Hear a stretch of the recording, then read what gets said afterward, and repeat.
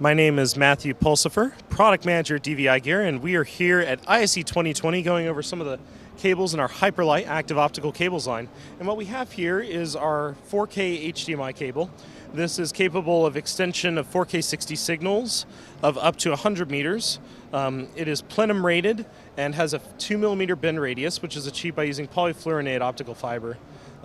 Additionally, however, we have detachable docking connectors that allow you to change the cable to fit your application. So out of the box, it comes with these HDMI docking connectors.